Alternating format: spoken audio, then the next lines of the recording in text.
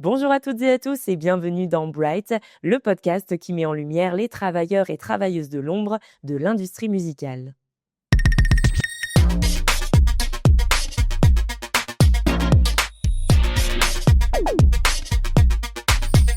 Bright.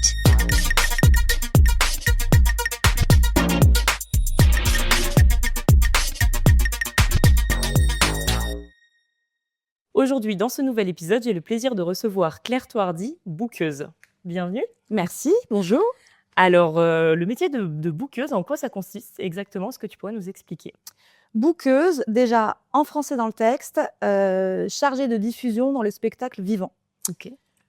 Donc tout de suite, déjà, ça parle mieux. Diffusion, qui dit diffusion, dit trouver des dates de concert pour les artistes et développer une stratégie de tournée, faire monter une tournée. Voilà. En quelques lignes, ce serait ça. Ok. Et tu travailles de manière indépendante ou tu étais salariée dans une structure en particulier? Je suis salariée, je fais partie de Gérard Drouot Productions, qui est une des plus grosses boîtes de prod de Paris, tout en restant indépendant.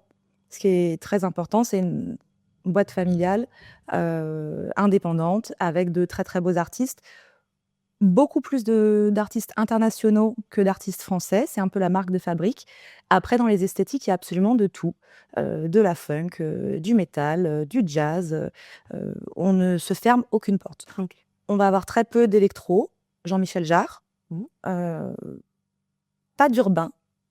Je pense qu'il y a pas on n'a pas la fibre pour ça, mais ça pourrait arriver.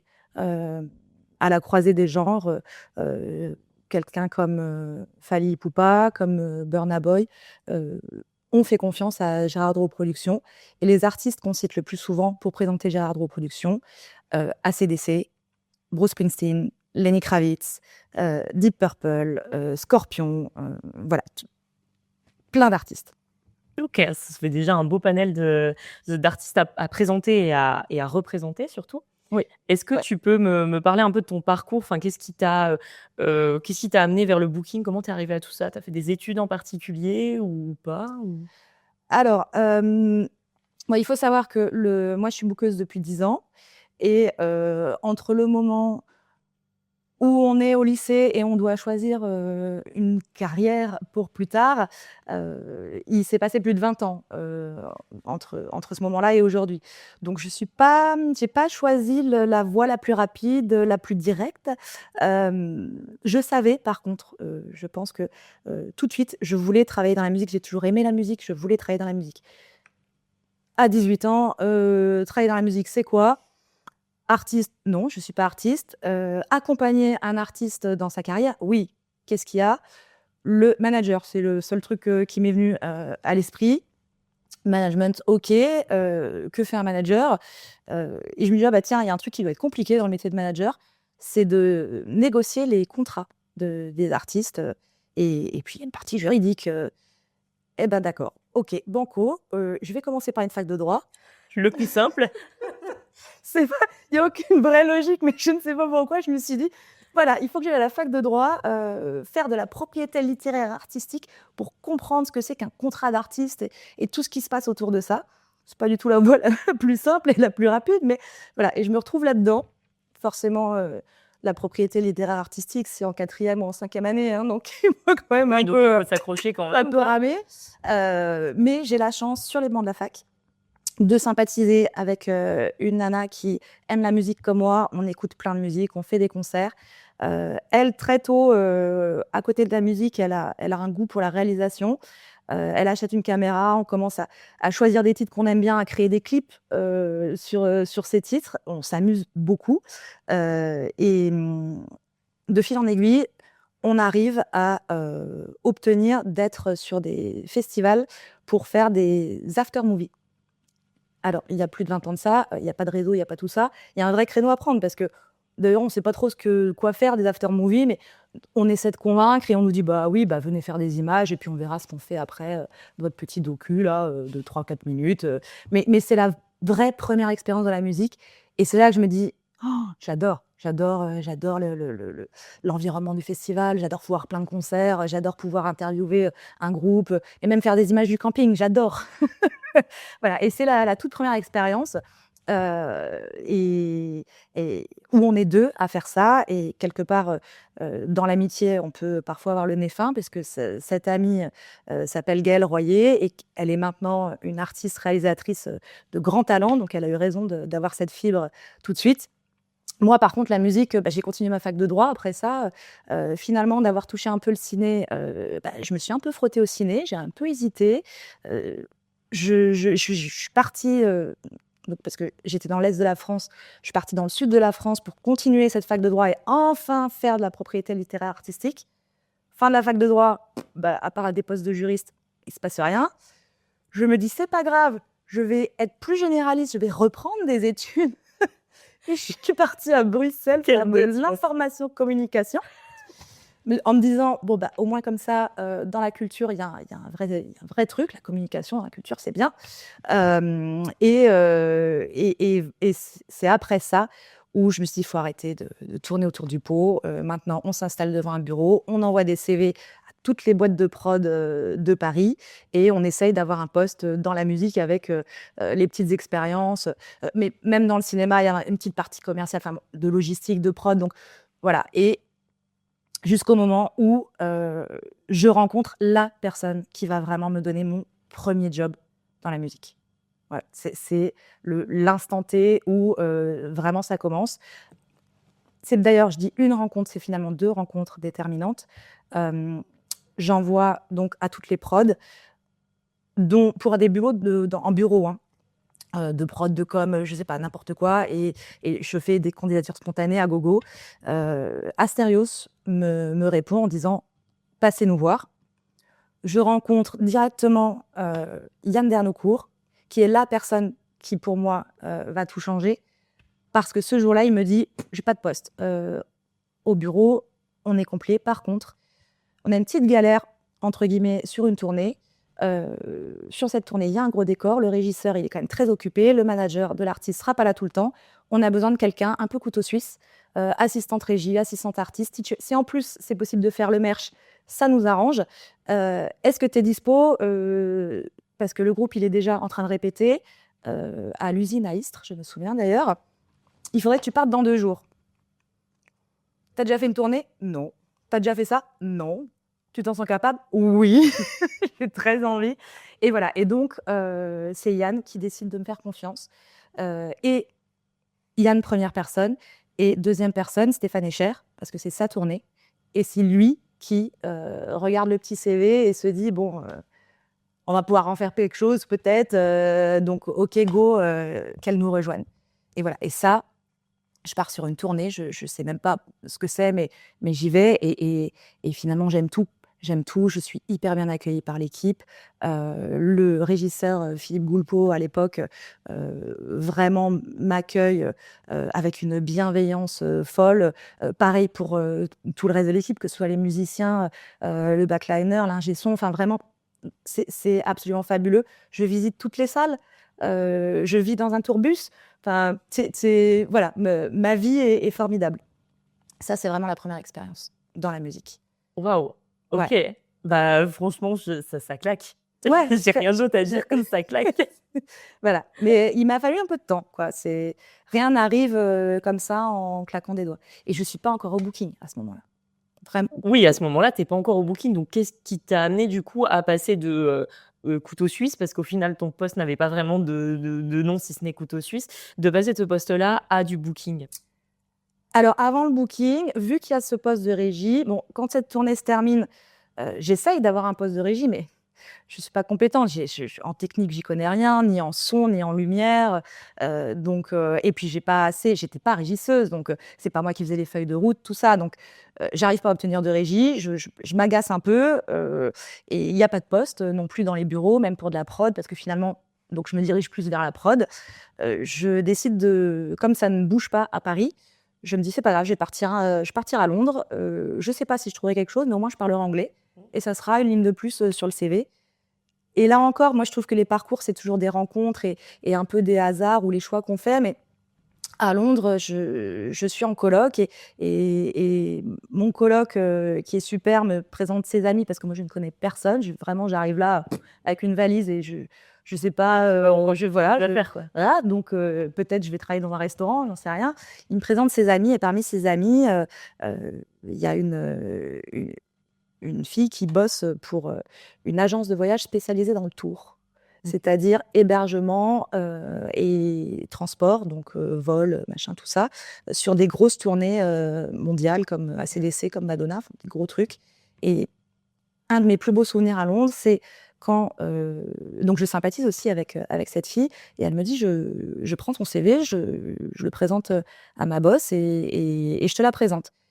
Et je la rencontre, sa boss, le soir du concert d'ACDC à Wembley, au Wembley Stadium. On rentre par les coulisses, on va saluer la régisseuse. Enfin, j'adore ce moment. C'est un de mes souvenirs, vraiment fabuleux, de cette période parce que, j'arrive là comme un cheveu sur la soupe et je vais, rencontrer quelqu'un pendant le concert d'ACDC. C'est absolument, génial. Je profite aussi du concert, ce qui est fabuleux.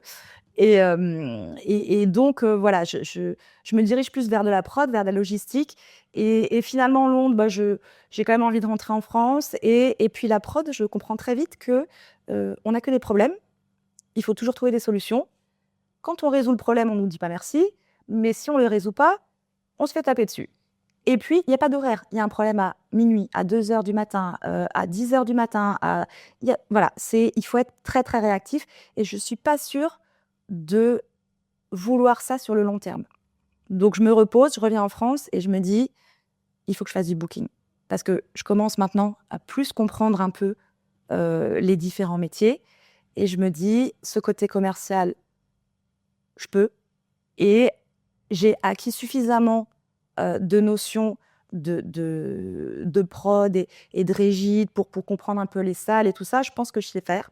J'arrive à Paris, j'ai pas un gros réseau, je cherche toutes les boîtes de prod, j'essaie de me renseigner. Je tombe, sur le profil LinkedIn de Mathieu Drouot. Je sais que Mathieu Drouot, c'est rattaché à Gérard Drouot Productions. Je sais que Gérard Drouot Productions, c'est gros, et je regarde un peu son parcours et je me dis: «Quand même, c'est fou, il a commencé Rhodes». Il a pas été, fils d'eux, catapulté, à la direction. Il a commencé à pousser des caisses, pour, monter des concerts et il a gravi les échelons comme ça et avec beaucoup de culot, parce qu'il en faut, je le contacte et je lui dis: «Voilà, j'aimerais bien vous rencontrer, je suis très curieuse de votre parcours, moi je suis un peu, je veux faire du booking, mais j'en ai jamais fait et voilà» et il accepte et je le remercierai jamais assez d'avoir accepté parce que je n'étais rien, je n'étais personne. Il avait certainement 1000 autres choses à faire, mais il accepte de me rencontrer et bien sûr, il y a pas de poste, au booking à ce moment-là, mais en tout cas, c'est le premier à qui je parle de cette volonté de faire du booking et maintenant, je travaille pour Mathieu Drouot. Je suis chez Gérard Drouot Productions et je trouve ça génial parce que quelque part alors ça, c'est pas fait tout de suite, hein, mais voilà, il y a une boucle comme ça, je trouve ça formidable. Franchement, c'est incroyable comme anecdote. Tu eu plein de belles rencontres, c'est vraiment chouette. Mais comment veux-tu, continuer ce podcast? Là, moi, j'ai envie de faire un épisode émotion, du coup. Mais parce que je pense que c'est ça, la culture, tout ça, on sait qu'il y a plein de, où il y a pas d'argent, où il y a pas de poste, où on est trop nombreux et en plus, je pense que maintenant, il y a aussi des difficultés en plus parce que maintenant, il faut faire un master de management culturel, ingénierie culturelle, tout ça. Moi, ça n'existait pas, tout ça à mon époque. Au sein du booking, j'ai mon responsable aujourd'hui, qui a écrit une thèse d'histoire. Ça n'a rien à voir, mais après, c'est des parcours de vie et quand on a envie, eh ben, on rencontre des gens, on fait un petit pas à gauche, un petit pas à droite et voilà, on y arrive. Mais c'est vrai que moi, le booking, c'est venu comme ça, comme petit à petit. Quand j'avais 18 ans, je savais pas ce que c'était que être chargée de diffusion. Et puis, il y a encore tellement de métiers qui sont hyper obscurs et on en parlait tout à l'heure, les gens ne se rendent pas forcément compte de toutes les personnes qu'il y a derrière un ou une artiste ou derrière un groupe. Exactement. Et du coup, c'est super compliqué et en plus, on n'est pas dans des métiers que, volontairement, on va nous présenter parce Ouais. que c'est pas des métiers, C'est Souvent, pas les chirurgien, métiers de etc. l'ombre ont aussi envie de rester dans l'ombre. Aussi, ouais. C'est souvent quand on travaille pour développer un artiste, c'est souvent qu'on n'a pas aussi envie de se mettre en avant, qu'on n'a pas on n'est pas artiste, mais par contre, peut-être qu'on a un petit bagou qui fait qu'on peut les aider d'une manière ou d'une autre. Ouais, où on a des compétences qui peuvent contribuer justement Exactement. Je à pense qu'on ce commence milieu-là. tous comme ça Mm. et qu'après, on affine en fonction de, Des rencontres, des rencontres et puis de ce qu'on sait faire, de ce qu'on sait pas faire, de ce qu'on a envie de faire. de ce Donc, qu'on développe aussi, quoi. Parce que de ce que tu me dis, tu as fait un peu comme moi, en fait. Tu commences par un métier, puis finalement, tu glisses sur d'autres compétences, quoi. Oui, parce que toi comme moi, au final, on peut faire 1000 choses. Et c'est après le choix, qu'est-ce Ouais. qu'on Qu'est-ce qui fait. me fait le plus vibrer et puis qu'est-ce que je suis le plus à même de faire et de quel rythme de vie j'ai envie sur la Exactement. durée. Parce que du coup, là, sur le booking, tu as des horaires dites stables ou c'est quand même assez fluctuant? Non, c'est complètement stable. C'est 10h, 19h. Ça reste un travail de bureau, même s'il y a des déplacements, qu'on va dans les salles de concert, qu'on va voir les concerts. Les concerts, c'est toujours le soir. Oui. Donc, ça permet aussi Et puis, c'est un travail de bureau. Pourquoi? Parce que le booking, c'est prendre son téléphone, appeler des gens ou écrire des mails. Donc, on a besoin d'être stable, d'avoir un bureau, un ordinateur. Le bureau et l'ordinateur peuvent être n'importe où, mais on a besoin de ça, un téléphone, un ordinateur et puis des heures, parce que c'est des heures de travail. C'est souvent un travail de fourmi pour monter les tournées, pour que ça se passe, en fait. Ouais, ok, d'accord. Et est-ce que tu te souviens de la toute première date que tu as bookée? Absolument pas. Non, absolument pas. Alors, du coup, après avoir rencontré Mathieu Drouot, finalement, je n'ai pas travaillé tout de suite pour lui. Et le premier à me donner ma chance et à m'apprendre les rudiments du métier, c'est Christian Clairet, qui me prend chez Dionysiac Tour. Et c'est avec lui que vraiment je comprends un peu le métier et que je commence à prendre les ficelles. Alors, je me souviens pas de la première date. Par contre, il y a des dates dont on se souvient. Et je sais que quand j'étais chez Dionysiac, qui fait pas mal de projets en développement, pas mal de groupes européens aussi, Musique du Monde, enfin, ils ont aussi plein d'esthétiques, tout ça, mais disons qu'à l'époque, le bureau était plus petit que ce qu'il est aujourd'hui. Et parmi les gros artistes du roster, il y avait Diego El Cigala, qui est un chanteur espagnol de flamenco, qui a eu un Grammy Award, qui est reconnu internationalement. Et un jour, il me confie ce dossier en me disant « il nous faut des dates en France de Diego El Cigala ». Je ne suis pas très expérimentée. Je sens qu'il y a quand même un enjeu. Et donc, j'essaye de toquer à toutes les portes. Et à un moment, il y a une petite brèche. Et sur un festival, je me dis peut-être c'est possible. Et en même temps, la négociation, elle est compliquée parce que moi, je n'ai pas encore vraiment toutes les clés. Donc, ça dure un peu. Un soir, je rentre chez moi. Le lendemain matin, panne de réveil. J'arrive au bureau à midi au lieu de 10h. Sauf qu'entre-temps, sur le trajet, je regarde mon téléphone. Je regarde mes mails et je vois que le festival me confirme Diego El Cigala au prix que j'ai demandé. Donc, je suis dans les clous et j'arrive, mais vraiment Comme une reine. Comme une reine. Je toque, j'arrive, histoire qu'on entende que oui, je suis bien en retard.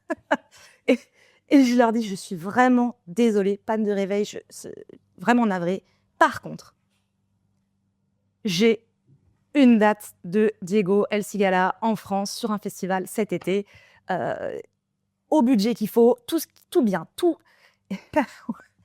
Christian me regarde, il me dit « Ok, si à chaque fois tu arrives avec une date comme ça, tu peux arriver en retard tous les matins. » Voilà, et cette date-là, je m'en souviens. Oui, je me doute que du coup, elle est un petit peu, un peu mémorable. celle-là. Et du coup, quand tu commences à travailler sur la tournée d'un artiste, d'une artiste, d'un groupe, par où tu commences? Quel est ton process de travail? Quelles sont les premières décisions que tu vas prendre? Déjà, c'est le groupe. Connaître le projet. Que fait le groupe? Quelle musique? Quel historique? S'ils ont déjà eu des concerts ou s'ils ont déjà eu un petit peu de vie avant. quelle est l'actu? Est-ce que je peux écouter du son, du nouveau son? Est-ce qu'il y a des images de concert déjà pour que je me rende compte un peu? Voir le concert, c'est très important parce que déjà, ça imprime vraiment le projet dans la tête et puis, ça montre quelle énergie, quel partage avec le public. Un album, c'est très bien, mais qu'est-ce qu'on ressent? Si on aime la musique de l'album, qu'est-ce qu'on ressent quand on le voit sur scène? Donc la première chose, c'est le groupe. Pouvoir cerner vraiment ce qu'il fait et c'est les premiers arguments parce que quand on monte une tournée, il faut convaincre. C'est quand même un métier commercial.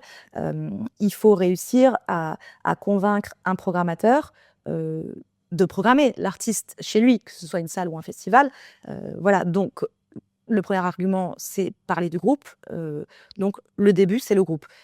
Après, des groupes, il y en a plein, donc il faut un peu classer, c'est-à-dire, est-ce que c'est un groupe en développement? Est-ce que c'est un groupe déjà bien établi? Est-ce que c'est un groupe français? Est-ce que c'est un groupe international? Est-ce que c'est un groupe de rock? Est-ce que c'est... Et au fur et à mesure, ça trace un peu le chemin pour étayer les arguments, savoir de quoi on parle, finalement. Et à partir de là, il faut savoir qui on contacte.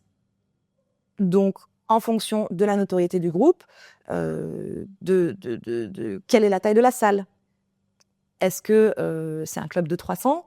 Est-ce que c'est une salle de 1500? Est-ce que c'est un concert qui se regarde debout ou est-ce que c'est un concert qui se regarde assis?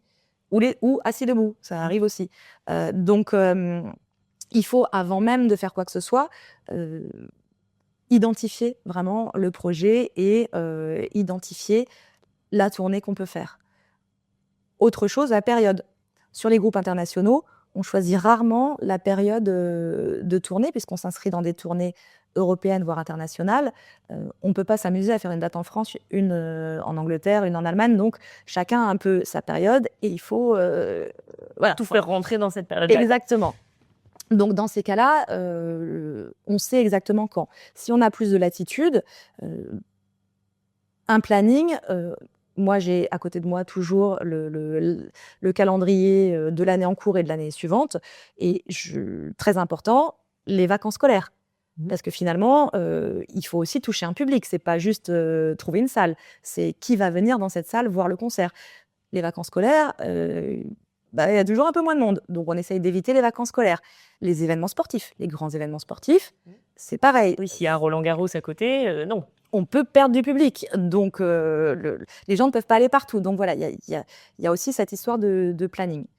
Et après, le groupe, les salles, le planning. Et voilà, on secoue tout ça et on essaye de faire sortir quelque chose d'un peu C'est d'avoir cohérent. un itinéraire cohérent, etc. Exactement. Ok, parce que je suppose qu'à l'heure actuelle, c'est d'autant plus important, enfin déjà en termes de logistique, mais surtout sur l'aspect écologique, d'avoir une tournée cohérente en termes d'itinéraire, je parle. Complètement.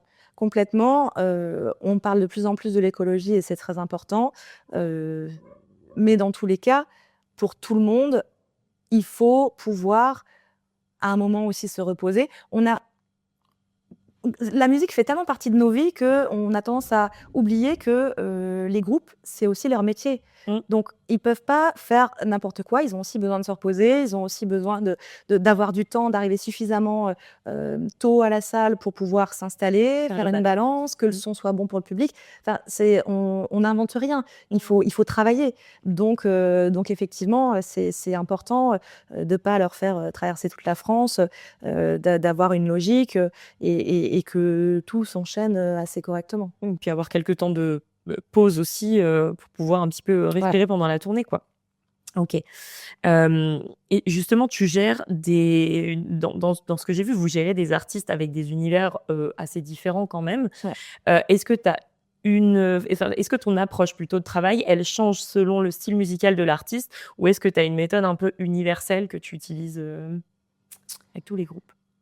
Alors, sans doute qu'elle change un peu, mais si on change l'esthétique, on change un peu le discours et puis aussi, on peut aussi changer les interlocuteurs.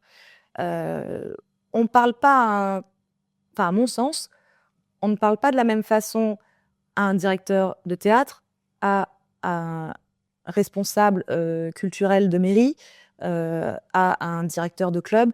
On ne va pas leur parler de la même façon. Et c'est pas le même discours et c'est pas les mêmes artistes. Donc forcément, il y a des changements. Maintenant, oui, on pourrait croire que moi, je m'occupe de Didi Bridgewater en jazz et je m'occupe de Judas Priest en hard rock metal.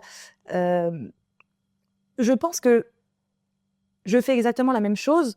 Simplement, j'adapte un petit peu parce que c'est logique. C'est simplement. Mais sinon, je pense que c'est un peu Le fond est le même, le mais fond c'est est le la forme même. qui Le change. fond est le même parce que il faut défendre l'artiste, il faut défendre son propos. Donc, c'est la même chose. Ce qui peut changer, c'est la notoriété de l'artiste. Quand on a un artiste en développement, la personne en face à qui on parle ne sait pas forcément de qui on parle. Quand on prend des artistes, par exemple, moi je m'occupe aussi de ZZ Top, j'ai pas besoin d'expliquer. Non. Je m'occupe de Zucchero, j'ai pas besoin d'expliquer. Si je prends mon téléphone pour dire je te propose Zucchero, je te propose ZZ Top, il y a toute la partie de présentation Qui n'est plus à faire, quoi. qui est plus à faire. Et moi, je trouve, on dit toujours qu'il faut pas, il faut commencer par des petits projets, par des artistes en développement, se faire la main et tout ça. Et oui, c'est extrêmement important parce qu'on apprend plein de choses. Mais je trouve que les gros projets sont très abordables aussi, simplement. Après, c'est l'enjeu derrière qui est différent. Et effectivement, on peut pas, notamment financier et puis de carrière aussi, où on fait pas les mêmes choses. Mais moi, je mets autant de cœur à défendre un artiste en développement que un gros. Et je suis ravie de faire les deux. C'est d'ailleurs pour ça, finalement, que je suis chez Gérard Drouot Productions aujourd'hui.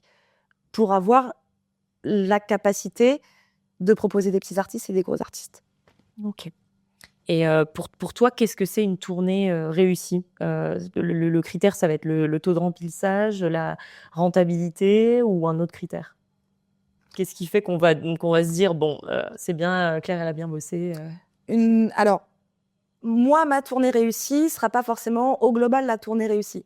Moi, ma tournée réussie, je considère qu'elle est déjà réussie avant qu'elle ait lieu, si justement les dates s'enchaînent bien, que le routing est bon, qu'on ne va pas traverser la France entre deux dates, et que par rapport à l'économie de tournée, on se dit qu'on arrive à un équilibre. Pour moi, ça, c'est en booking une tournée réussie. Par contre, au global, une tournée réussie, c'est quand le public se déplace. C'est forcément quand le public se déplace. Pour moi, le public a toujours raison. Mmh. C'est la clé. Et d'ailleurs, je pense que 20 ans en arrière, la musique me plaisait d'abord pour les artistes, avec ce petit côté paillette qui plaît à tout le monde et qui m'a plu aussi. Aujourd'hui, c'est le public, la première chose que je fais quand j'arrive à un concert, que ce soit d'ailleurs des concerts de chez nous ou d'autres concerts, c'est de regarder le public. Au moment où le concert commence, c'est le public que je regarde. Parce que si on voit un public heureux, si on voit un public content, ben moi, c'est pour ça maintenant que je fais ce métier. C'est pour donner du plaisir au public. Plus que pour développer les carrières. Alors, ça va ensemble, mais c'est le public quand même. Oui, le public a toujours raison, parce que c'est lui qui se déplace, c'est lui qui ensuite va en parler ou ne pas en parler, faire des éloges ou des critiques. Pour moi, c'est... Le public Une tournée réussie, c'est une tournée qui a rencontré son public. Ok. Et tu gères, tu travailles en lien avec les managers ou manageuses des artistes, ou tu travailles avec qui concrètement, et comment vos travails respectifs s'imbriquent? Alors, sur l'externe, sur des projets français, c'est souvent avec des managers qu'on travaille. Sur des projets internationaux, ce sont des agents. Puisqu'il y a, sur des projets internationaux, il y a l'artiste, le management et l'agent. L'agent, c'est celui qui va, au niveau monde, gérer l'ensemble des concerts et qui va choisir, dans tel pays, ça va être tel producteur, en France, GDP, en Italie, un autre, etc. etc. Donc, la majeure partie du temps, je travaille quand même avec, je ne sais pas comment on pourrait dire, des agents qui, justement, me disent...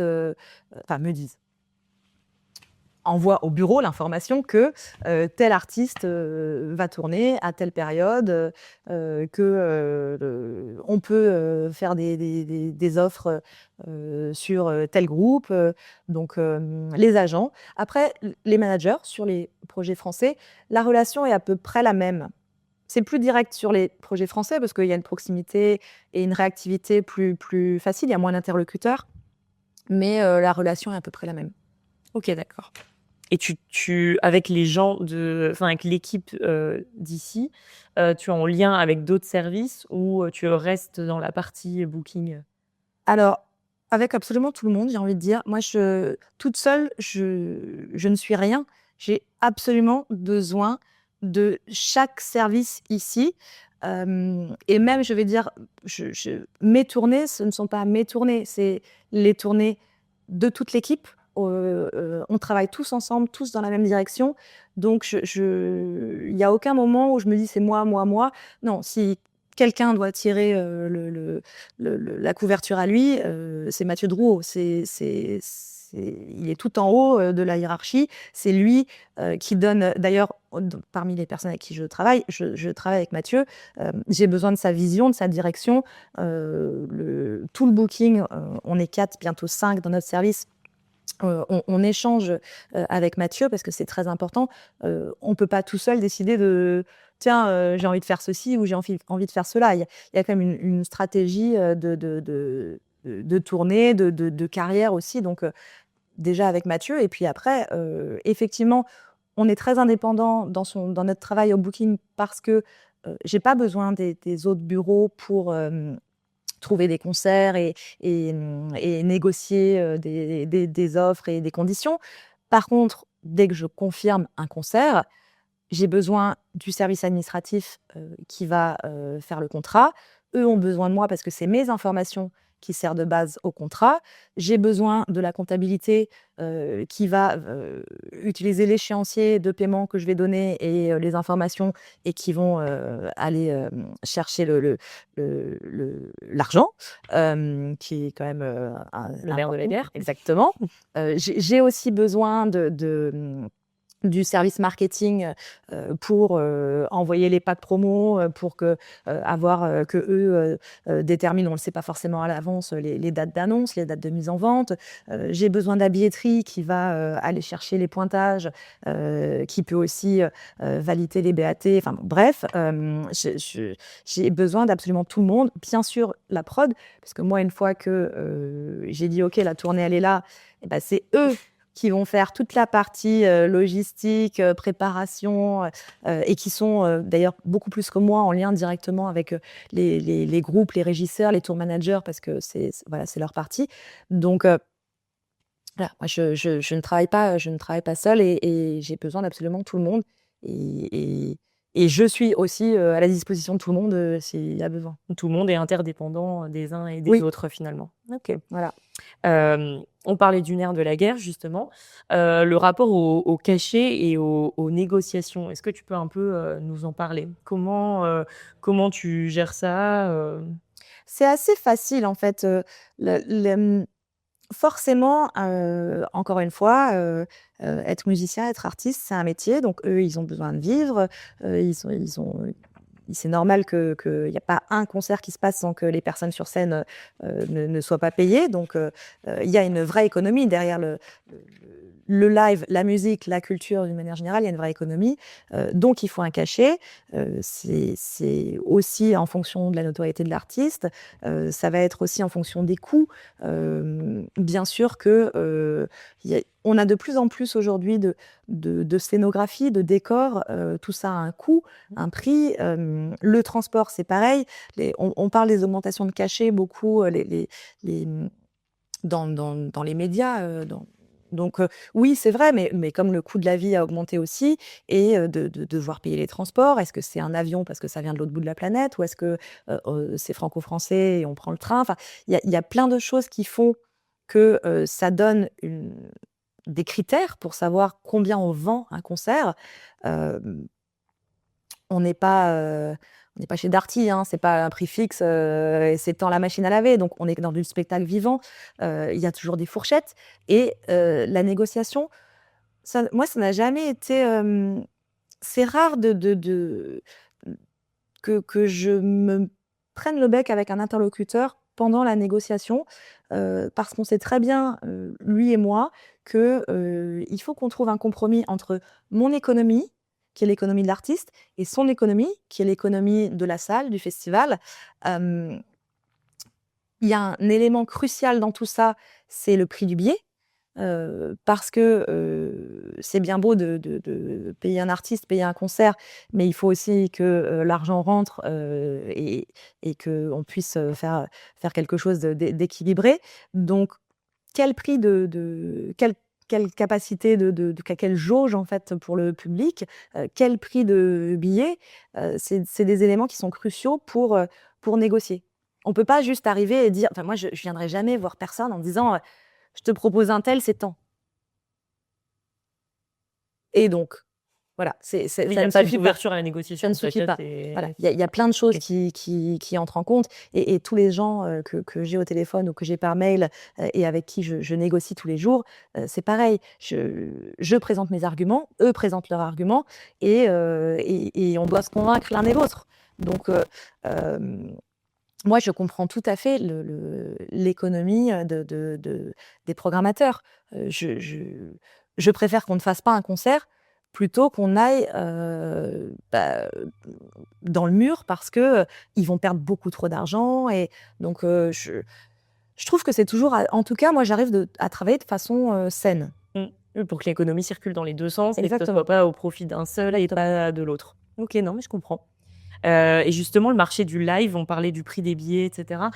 Comment tu le sens aujourd'hui? Il y a une grosse problématique dont on entend souvent parler qui est que, heu, un certain, système de billetterie, fait Oui, flamber les prix. les prix dynamiques. Voilà, comment est-ce que tu sens justement le marché actuel et l'avenir dans le global du live?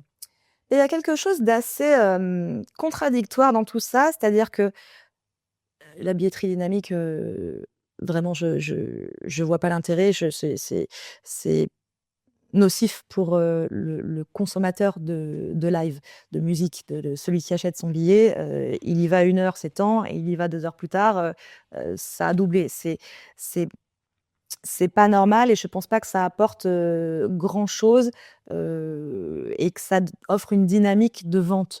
Donc bon, à titre très personnel, je vois pas l'intérêt. Mais à côté de ça, il y a quelque chose de très contradictoire du fait qu'on parle beaucoup de l'augmentation, même sans parler de billetterie dynamique, on parle beaucoup aussi, donc augmentation des cachets, mais augmentation des billets. Parce que le public a l'impression que il doit toujours payer plus cher, plus cher, plus cher pour aller voir un concert. Et au-delà de ça, on se rend compte dans la pratique que le public a tendance à acheter les places les plus chères Mmh. aujourd'hui. Parce que finalement, il préfère payer plein pot, être bien placé, avoir un très beau spectacle, plutôt que d'acheter moins cher, d'aller voir des concerts qu'il a peut-être moins envie de voir, ou d'artistes qui pourront peut-être passer.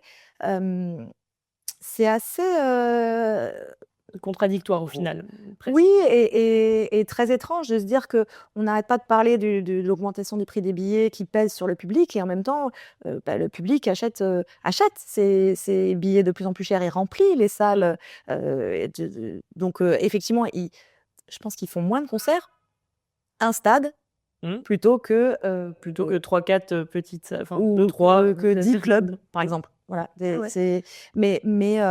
là encore, je pense que tout évolue aussi en fonction de comment on consomme. Mmh. Bah, ce qui m'étonne aussi, c'est que sur les grosses tournées de gros artistes, les gens vont pas être choqués, enfin, certains en tout cas, certains et certaines vont pas être choqués de lâcher un gros billet justement comme tu disais pour avoir une bonne place et cetera et voir un gros show. Et à contrario, j'entends toujours des gens dire: «Oh le festival, c'est super cher». Je Ouais. dis: «En fait, un festival, enfin à mon sens en tout cas, c'est pas cher du tout». Ça me choque absolument pas de lâcher, 100-150 € pour 2 ou 3 jours Mmh. parce qu'en fait, quand tu vois la quantité d'artistes que tu vas voir Ouais, sur scène, mais demande-toi combien de si tu voyais chaque artiste 1 heure, ouais. en extérieur, on va dire, combien ça te coûterait? Et au final, c'est hyper avantageux d'aller voir des festivals, mais c'est un format qui est un peu plus, boudé en termes de tarifs, Oui, j'ai l'impression. Ce qui, encore une fois, est hyper, contradictoire au final. oui, et c'est là aussi où la programmation, est très importante et le travail des programmateurs en festival est crucial parce qu'il faut offrir une programmation qui donne envie au public, pas de venir voir un artiste, parce que justement là ça marche pas. Bah, il va aller dans un zénith, il va aller n'importe où, la personne va préférer voir juste l'artiste, mais d'offrir à la fois une expérience en termes de musique et aussi ce qui est important à mon sens, c'est une expérience de festival, un accueil qui vraiment va donner envie aussi de venir à ce festival. Et il y a des festivals qui y parviennent très bien. Je pense à Borgard, par exemple, ils proposent aussi une expérience festivalier. Ce qui est très important aussi, proposer une expérience complète. Ouais. Et qu'est-ce que tu penses de l'évolution des salles en France? Est-ce que tu penses qu'il y a un manque d'infrastructures vis-à-vis de certaines jauges? Comment tu sens tout ça en tout cas? Moi, je trouve qu'on est bien lotis. La France est quand même bien lotie parce que bon, la culture, on la défend quand même et même si tout est remis en cause et que les subventions sont plus les mêmes, et cetera. Mais bon, on a quand même toujours souhaité de mettre la culture à disposition du public. Je trouve qu'on est quand même bien lotis parce qu'il y a énormément de salles partout, même en province, même dans des lieux un peu isolés. Il y en a beaucoup. Maintenant, je pense qu'il faut en prendre soin de ces endroits-là qui sont des lieux de vie et qui sont des lieux de sociabilisation et pas juste des lieux où on vient voir des concerts.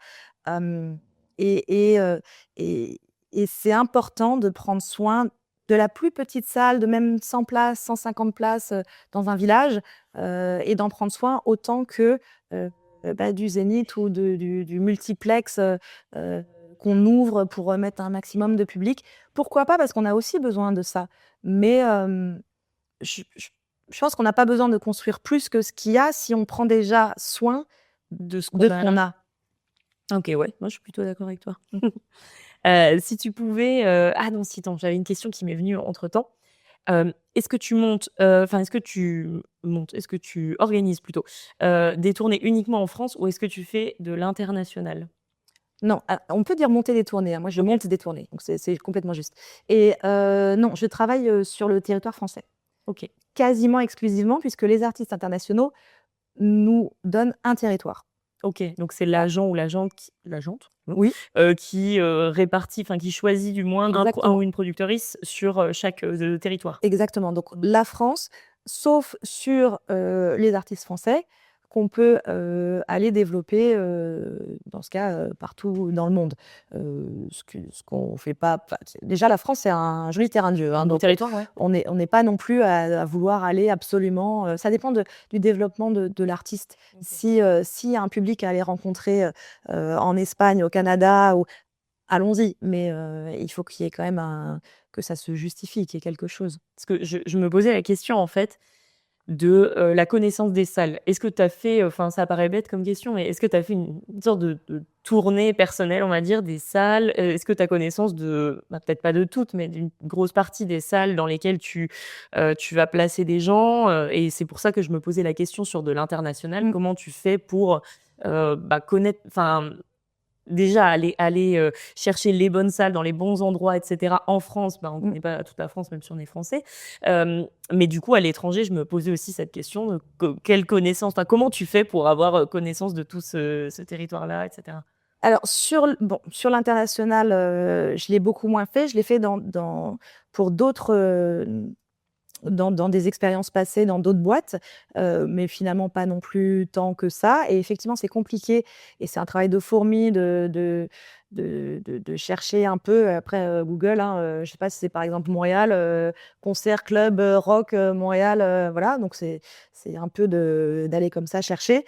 En France, bah, justement quand ma toute première expérience, d'avoir été sur une tournée, ça m'a donné des clés tout de suite parce que j'ai fait, pas toutes les salles, mais j'ai fait tellement de salles et j'étais à l'intérieur des salles. J'ai vécu vraiment tout le déroulé et ça m'a beaucoup aidé pour le booking. J'avais déjà des notions de géographie, de taille de salle parce que c'est crucial.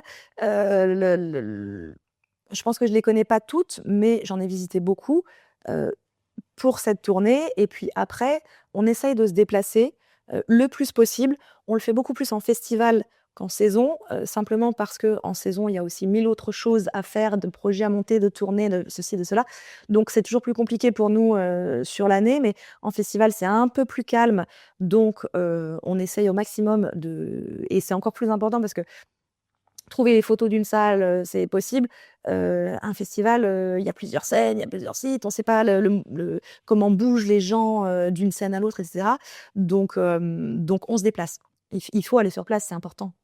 Et puis même par rapport aux gens avec qui on travaille, c'est quand même tellement mieux de pouvoir, se serrer la main, boire un café, se Bien, parler. passer le stade de l'écran, quoi. Exactement, exactement. Et si tu pouvais, là, aujourd'hui, tu as 0 contrainte technique, de budget, ou quoi que ce soit, monter la tournée de ta vie, ce serait avec qui? C'est dur comme question. Il faut que ce soit un artiste vivant ou pas? Non, ça peut, Parce la que carte blanche. si c'est, mon groupe, j'ai je vais pas mettre de top 3, top 5 ou ce qu'on veut, mais en tout cas, il y a un groupe que je suis depuis, très longtemps. J'ai pas fait tous leurs concerts, loin de là, mais j'adore Depeche Mode. Donc si on me dit: «Est-ce que tu veux travailler sur Depeche Mode?» Bien sûr que oui. Donc ça, oui. Maintenant, si tout est possible, il y a des artistes, Queen, j'aurais adoré, pouvoir, mettre mon petit grain de sel, de dire, «J'ai trouvé des concerts pour Queen», c'est waouh! Mmh, mais c'est compliqué comme question, je Bah, c'est vaste, quoi. voilà. On pourrait C'est en sûr parler qu'il y en des a heures, plein. quoi. Si tu me laisses réfléchir, je vais te sortir 10 noms. On va faire une grosse tournée avec Ah là plein là. d'artistes. Des morts, des vivants, à faire faire des trucs fabuleux. Les hologrammes, ça va être super. Exactement. Et pour parler un peu d'avenir, tu penses que ton métier il ressemblera à quoi, dans 10 ans? Ah, je sais pas, il pourrait être exactement le même Mmh. et il pourrait être complètement différent et je pense notamment à l'intelligence artificielle quand je dis ça. Hem, je suis pas sûre qu'on puisse remplacer un être humain à des postes comme les miens parce qu'il y a un par c'est moi, je travaille dans l'humain. J'ai des gens au téléphone, on se parle, maintenant, je sais que, des logiciels, par exemple, existent pour déterminer, et ça, c'est plutôt côté programmateur que côté booker, mais pour déterminer, quel prix de session, quelle notoriété, quel ceci, quel que ce hop, on met tout et on a tout de suite, une vision et donc on n'a plus à se demander, qui a de l'actu, qui a pas d'actu, le logiciel fait tout et il nous dit: «Alors là, faudrait si tu veux faire une programmation rap, faudrait que tu prennes un tel, avec si tu as tel budget, un tel. Donc on y arrivera sans doute de plus en plus, mais pour moi, ça reste des outils et il faut que ça reste des outils parce qu'on est dans le spectacle vivant, vivant, vivant, ce mot, il est beau, vivant, et le live, c'est de l'humain. C'est pour ça que c'est beau le live, c'est parce que, c'est des gens sur scène et justement pas des hologrammes, mais des gens sur scène et des gens dans la salle et c'est tout ça qui fait, la beauté de nos métiers donc moi j'ai encore envie d'avoir des gens au téléphone et j'espère qu'ils auront envie d'avoir, aussi des gens pour leur parler de musique. Au téléphone? Ouais, on est tout à fait d'accord, mais je te pose la question parce que, j'ai des invités dont les métiers justement sont impactés ou amenés potentiellement à disparaître d'ici quelques années, à cause de l'IA justement. Je pense, au métier de responsable éditorial. J'ai interviewé, Georges Derval de chez Deezer, qui me disait: «Mais mon métier n'existait pas il y a 10 ans et je pense que dans 10 ans, il n'existera plus». C'est, oui, je Mais c'est triste, hein, c'est c'est triste. c'est triste. Après, on est quand même, c'est à nous aussi de prendre des décisions. C'est pas parce qu'on a un outil que, on doit lui laisser toute la place. Donc s'il y a des raccourcis à prendre, pourquoi pas, laisser gérer uniquement la machine, je suis pas Pas certaine sûre que non ça plus. fonctionne. Non, moi non plus. Donc oui, mais qu'il y ait des évolutions, c'est normal. Comme je te disais tout à l'heure, aujourd'hui, il y a plein d'études pour arriver au métier, que je fais. Je ne sais pas s'il y a en booking, mais oui, si, sans doute, il y a plein de formations qui n'existaient pas. Donc ce métier où on pouvait arriver comme ça, un peu en se disant: «J'apprends sur le tas», c'est de moins en moins, le cas maintenant. Hem Donc quelles évolutions à venir, j'espère qu'elles seront bonnes. Bah, c'est tout ce qu'on te souhaite. Ouais. Et pour conclure cette interview, si tu devais passer le micro à une personne de l'ombre, ce serait qui? Ou quel métier du moins? Hem, alors, si j'en reviens à mes débuts, moi je voulais faire manager. Heu, on pourrait très bien aller demander à un manager: «En fait, ton métier c'est quoi?» Mmh. Parce que si j'avais su à l'époque, peut-être ça m'aurait donné un peu des clés. Donc manager, et après il y a tellement de métiers de l'ombre.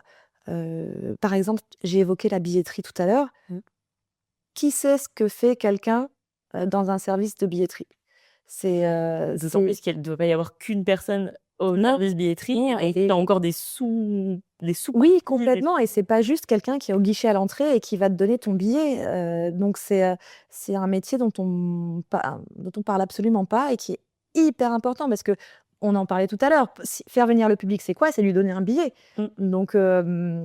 Donc voilà, et puis tous ceux qui se lancent aussi en indé, moi j'ai très envie de les entendre parler. Je c'est pareil, on fait comme pour les artistes, je fais une musique. On fait une liste, mais je prends la liste après, il y a pas de souci. Voilà. OK, mais d'autant plus qu'en plus, tout ce qui est management, personne n'a la même définition, en fait. Des personnes que je rencontre, Sans doute. ça varie les responsabilités et cetera. Donc je pense qu'effectivement, peut-être que dans la saison 2, on aura l'occasion de revenir Manager ou une sur, manageuse. sur ce métier-là. Tout à fait. Bah, merci beaucoup d'avoir pris le temps de répondre à mes Merci à questions, toi. en tout cas. Merci beaucoup. Et quant à nous, on se retrouve dans 2 semaines pour un prochain épisode. Bright.